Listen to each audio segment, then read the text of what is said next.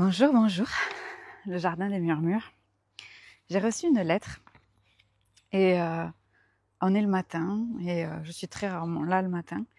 J'avais envie de passer un moment avec l'auteur de cette magnifique lettre qui s'adresse au jardin des murmures et que j'ai reçue lorsque apparemment j'étais en Espagne. Comme un rêve qui s'est mis là, qui s'est posé dans cette boîte aux lettres, qui a été mis sur la table de notre maison. Et il n'y a pas de question, j'ai pas besoin d'y répondre. D'ailleurs, je ne suis pas là pour y répondre, je suis là juste pour faire écho, pour amplifier ce murmure d'une vie pour demain, de construire une société par nos entreprises, la société de demain. Et ce que ça m'évoque, c'est que la société de demain, elle est là aujourd'hui. Elle est là par les actions qu'on pose aujourd'hui. Aujourd'hui et pour tous les jours de notre vie. Et donc, à toi qui m'as écrit cette lettre, tu te reconnaîtras, et qui l'a écrit au jardin des murmures, j'ai envie de te raconter une histoire. Une entreprise au service de ma vie, de mon épanouissement. Tu sais que ça fait 11 ans que je me dédie à cette phrase que tu écris si bien. Je me dédie à ça et tous les jours, je n'exagère pas, c'est pas une expression, je me dédie au fait de me demander quel est mon épanouissement, de quoi j'ai envie. Et tu sais, je suis un être humain, qui plus est une femme, cyclique, avec des envies différentes, avec un enfant, pas d'enfant, un enfant qui grandit, un enfant qui est adorable, un enfant qui est diablotin, un chéri avec qui ça se passe super bien, puis super mal. La vie, en somme. Et donc, la première chose que j'ai envie de te dire, c'est construis chaque jour. Construis chaque jour avec l'identité propre de ces cycles. Parce que ce qui te fera rêver à un moment donné ne te fera plus rêver à d'autres. Ce qui sera important pour toi à un moment donné ne sera plus important à un autre. Et surtout sans oublier notre santé. Notre santé qui est le pilier de tout ça. Qui fait que tout ça c'est possible. Puisqu'en fait, c'est parce qu'on est en vie que tout ça est possible. Alors, ce que je voudrais te partager avec ce que je traverse moi personnellement aujourd'hui, c'est une nouvelle étape, mais j'en ai eu plein. Mais surtout, c'est une étape de vérité. Une étape de vérité qui te demande chaque fois de réajuster au millimètre. Tu sais, ce serait un peu comme avoir acheté un pull, voilà, et puis te dire, oh, il n'est pas parfait, j'aimerais bien le réajuster ici, puis faire qu'il soit serré. Ah non, c'est trop serré. Alors, le faire plus large, puis les manches plus courtes. Ah non, en fait, les manches plus longues. Et réajuster au millimètre. Faire de la haute couture de ta propre vie. En ce moment, je traverse un réajustement du pull. Et je vois aussi les fausses vérités, les fausses idées que j'ai et qui me sont données de l'extérieur. Les fausses envies qui me sont données de l'extérieur. Je les vois, qui viennent. Je les vois qui arrivent et parfois j'ai même l'impression qu'elles sont à moi, ces idées. J'ai même l'impression que ce serait bon que moi, je développe ces idées. Alors qu'en fait, ce ne sont pas mes idées. Et ça, c'est difficile.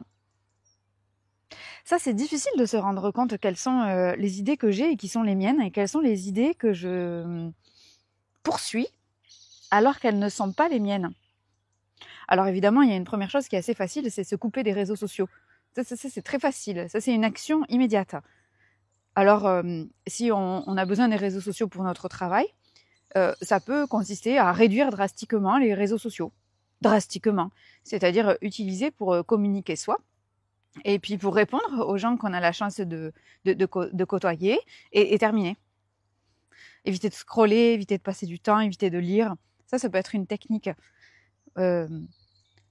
Et ça nous évite de faire rentrer l'extérieur à l'intérieur. En fait, c'est un peu comme une épreuve de respect de soi. Mais parfois, ça, c'est pas dans la volonté de chacun.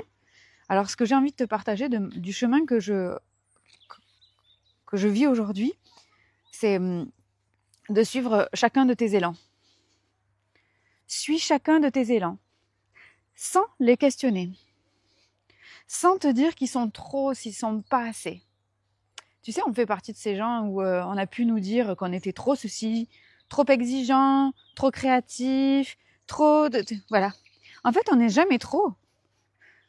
C'est juste la phrase qui est erronée. On est trop pour ce que cette personne est capable d'assumer, d'ingérer, d'écouter, de comprendre. On est trop pour quelqu'un d'autre. Je te fais une petite parenthèse. Moi, un jour, j'ai la grand-mère de ma fille qui lui a dit « T'es trop speed ». Et donc, elle a été marquée par ça. Et je sais pas pourquoi, ce soir-là, on était donc chez sa grand-mère paternelle. Et donc, je suis allée la voir dans son petit lit. Je lui dis « Ça va, la journée s'est bien passée ?» Tu sais, petit bilan de fin de journée. Elle me dit « Oui, mais quand même, mamie, elle m'a dit que j'étais trop speed et moi, je suis pas d'accord. » Et je dis « Ah bon, elle t'a dit ça? Comment ça, elle t'a dit que t'étais trop speed ?» Et le choc générationnel de l'éducation. Et du coup, elle me dit « Bah oui, elle m'a dit ça parce que je sautais, je dansais, voilà. » Et je lui dis « Tu sais, c'est juste que les gens, ils n'ont pas appris à parler correctement. Donc, quand ils te disent « tu », en fait, ils voudraient dire « je », mais ils savent pas formuler la phrase parce qu'on leur a pas appris. Donc, elle voulait dire « je suis fatiguée », que tu danses, que tu machin, que tu sautes, que... Elle voulait dire « je suis fatiguée » ou je suis je sais pas quoi, il faudra lui demander, que tu... que je te vois. Voilà, parce qu'en fait, si elle était dans une autre pièce et que tu avais dansé, sauté, etc., elle t'aurait pas vu ni entendu, et du coup, bah, ça lui aurait rien changé. Donc en fait, ce qu'elle voulait dire, c'est une phrase qui commence par « je », et en fait, elle a dit « tu », et ça t'a blessé. Et voilà, donc c'est pour ça que toi, il faut pas que tu fasses ça non plus, tu vois. Voilà, donc on discutait de ce sujet. Mais en fait, ma fille, elle est jamais trop speed, ça dépend par rapport à quoi on la compare, et ça dépend du réceptacle. Voilà. Par exemple, moi, de toujours, ma fille, elle a jamais mangé à table assise. Donc, elle mange debout, elle fait la roue, elle fait sa life, quoi. Et en fait, moi, je suis quelqu'un, j'adore le calme pour manger. Et du coup, bah, très souvent, je lui dis, écoute, voilà, là, on va avoir plusieurs solutions. Moi, j'ai besoin de calme pour manger. Comment on peut faire pour manger ensemble? Voilà. Ou bien, j'ai besoin de calme pour manger. Qu'est-ce que tu préfères? Est-ce que je pars dans une autre pièce pour manger au calme? Ou est-ce que toi, tu te sens de faire autrement pour que moi, j'ai le sentiment d'être au calme? Voilà. Mais c'est moi. C'est moi qui ai besoin de calme. C'est pas elle qui est trop ceci ou trop cela, en fait. Hein. Elle est un enfant. Et je suis hyper contente qu'elle saute partout pendant les repas parce que j'ai un enfant vivant, quoi. Et ça, voilà, par rapport à tous les parents qui ont perdu un enfant, je pense qu'ils aimeraient beaucoup que leurs enfants ils sautent partout à table et qu'ils fassent la roue. Et donc, remettons les choses à leur place. Donc, je ferme la parenthèse. Donc, tu n'es pas trop. Tu n'es pas rien de trop, rien de pas assez. Tu es comme tu es. Mais selon les personnes avec qui tu évoques qui tu es, forcément, ça va paraître ceci ou cela. Alors, mon conseil, même si tu m'en demandes pas, mon conseil, il va être d'être vraiment toi et de suivre tes élans sans jamais les questionner. Moi, il y a 2 ans, j'ai eu un élan. 2 ans. Et c'est pour ça, en fait, que j'ai envie de te donner ce passage que je traverse pour que tu réduises ce temps-là. Moi, je questionne très peu mes élans. Très, très peu. Donc, quand j'ai un élan, je le fais. Sauf que des fois, j'ai des élans qui coûtent beaucoup d'argent. Ou qui remettent en question énormément de choses. Là, je suis en train de traverser ça en ce moment. Et donc, il y a 2 ans, j'ai eu un élan qui était de ne plus m'habiller avec des matières synthétiques. De s'habiller en 100%. 100% coton, 100% lin. Puis en plus, en France, on a de la chance, on cultive beaucoup de lin. Donc, on pourrait être autonome en habillement de lin en France. Personne ne le sait parce qu'on l'exporte. Mais voilà, je dis ça en passant. Et donc, ça remet en question en fait tout l'habillement. Parce que si je le fais pour moi, je le fais pour mon enfant, je le fais pour mon conjoint s'il est d'accord. Voilà, ça veut dire beaucoup d'argent, ça veut dire beaucoup de recherche parce que c'est difficile à trouver. Et que moi j'ai des spécificités, je peux pas être serrée en bas, j'aime pas quand c'est en plan haut, enfin bon, bref, ça va avec les les cerveaux délicieux, tout ça. Et donc ça m'a pris du temps. Ça a pris du temps. Et puis moi, je suis hyper sensible au niveau de la peau. Donc ça m'a demandé de trouver des matières ultra douces, au-delà de ce que les gens disent comme doux.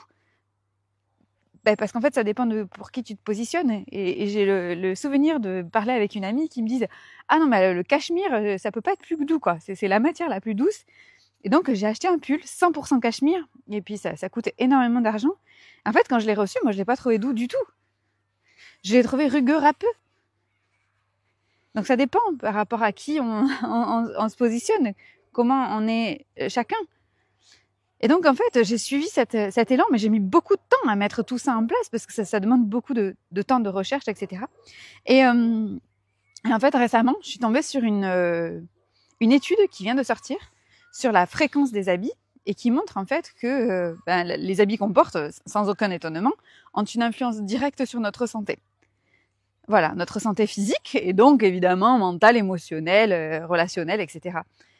Et donc, cet élan, quand je l'ai reçu, je ne savais pas du tout qu'il y avait tout ça. Je ne savais pas toutes les implications que ça avait. Mais j'ai reçu l'élan. Et donc maintenant, c'est à moi de construire au-delà de tout ce que j'entends. Parce que j'entends des amis qui me disent « Oui, non, mais si c'est pas 100% et que c'est 82 ou 3%, ça devrait aller. » Bah non, en fait. Je vais pas... Moi, j'ai très peu d'habits, mais le peu que j'ai, je vais pas tout changer pour un truc à moitié, quoi. Donc c'est soit tout, soit rien. En fait, chez moi, c'est comme ça. Il n'y a pas de nuance. Il n'y a pas de compromis. Voilà, et ça c'est en suivant l'élan. Un deuxième élan que je vis un peu en ce moment, enfin un peu, un peu beaucoup, c'est que moi, tu sais, dans mon entreprise, j'ai pas d'équipe. Et pour avoir eu cette conversation ensemble, tu sais combien ça peut être une souffrance d'avoir une équipe. C'est-à-dire de trouver ça lourd, de trouver ça difficile, de trouver ça très responsabilisant, de trouver ça frustrant parce que les gens ils comprennent pas immédiatement, donc tu passes 1 heure à leur expliquer, à vérifier ce qu'ils ont fait, à refaire avec eux, alors qu'en fait dans cette heure-là t'aurais déjà fait le taf, tu vois. En plus d'un truc qui te fait chier, on en a déjà parlé, donc tu connais la frustration qu'on a de travailler en équipe, mais en fait ma vie à moi ne se limite pas à mon travail, il y a plein d'autres choses. Et donc je cherche depuis des années et des années à avoir une équipe de soutien à la maison. À la maison, parce que du coup, si je suis soutenue à la maison, il y a des tâches dans le boulot que je fais avec moins d'entrain. On va parler de la compta, de l'administratif, etc. Mais par contre, c'est à moi de le faire, c'est à moi de le valider parce que je suis responsable, c'est moi le chef d'entreprise, malheureusement, hein, c'est à moi de le faire.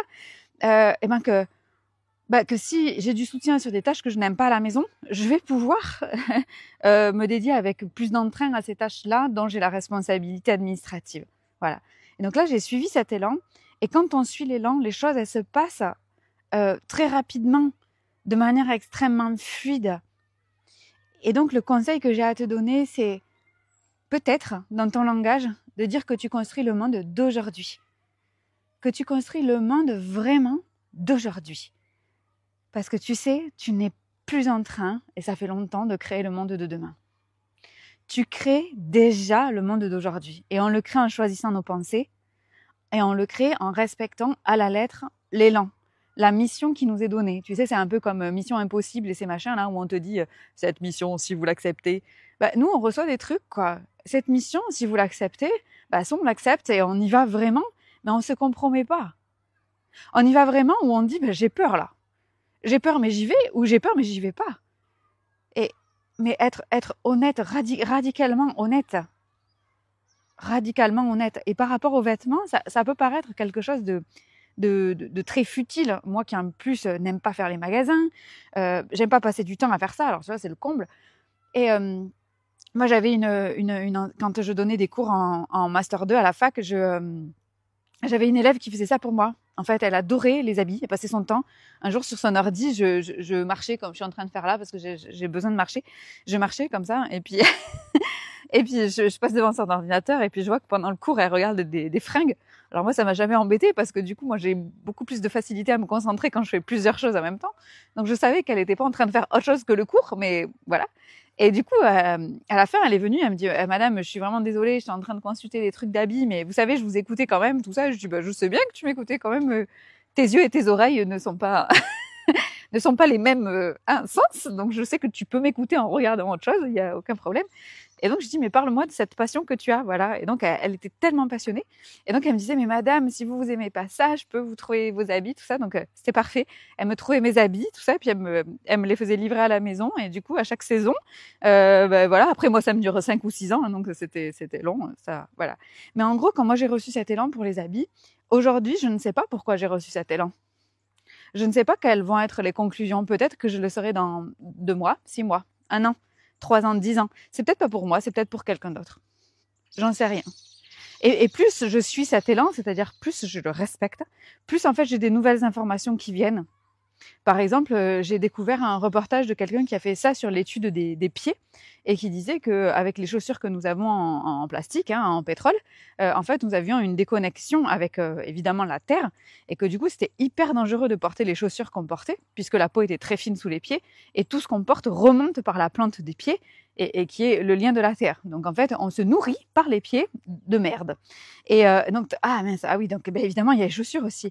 Et ainsi de suite. Et puis aussi, en faisant toutes ces recherches, on voit l'état du monde. Donc c'est intéressant, regarde, j'ai un petit cœur pour toi. Voilà. Donc le partage que je veux te faire, c'est de suivre tes élans. Dans ce moment de transition pour toi, suis tes élans sans jamais les questionner. Voilà, suis-les. Ça ne veut pas dire de suivre ses émotions. Attention, ça n'a rien à voir. Hein, voilà. Mais suis l'élan, les messages que tu reçois et qui sont inquestionnables.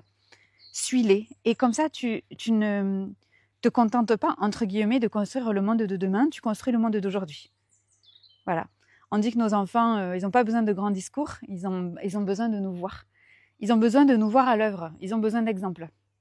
Et je pense que si jamais on voulait construire peut-être potentiellement le monde de demain, sachant que c'est eux qui le construiront, la meilleure façon, ce serait de leur donner un exemple. Et donc, on veut leur donner un exemple de quoi ? Et ça dépend de toi. Ça dépend de ce que tu veux leur transmettre. Alors, choisis ça, et puis après, tout le reste va en découdre, en dérouler. Salut!